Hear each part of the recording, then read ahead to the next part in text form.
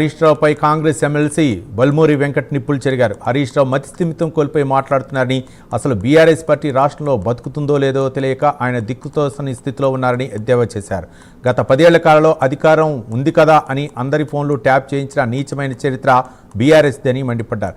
చివరకు సొంత కుటుంబ సభ్యుల ఫోన్లు కూడా వదలలేదని బల్మూరి వెంకట్ సంచలన ఆరోపణ చేశారు.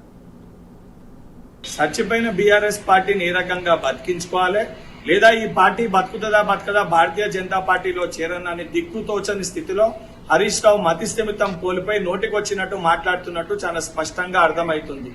ఈ రోజు అధికారుల ఫోన్ ట్యాప్ జరుగుతుందని చెప్పని, మీ 10 ఏళ్లు మీరు అధికారంలో ఉన్నప్పుడు అధికార మదంతో అధికారులని, ప్రభుత్వ ఉద్యోగులని, ఆఖరికి మీ కుటుంబ సభ్యులు స్వయాన మీ మర్దలు వారి యొక్క భర్త ఫోన్ ట్యాప్ చేసినామని చెప్పి తనే స్వయంగా బయటకు వచ్చి ఈ రోజు మీ పైన ఆరోపణలు చేస్తుంది. దానిపైన స్పష్టత ఇచ్చే కనీస ఇంగిత జ్ఞానం లేదు.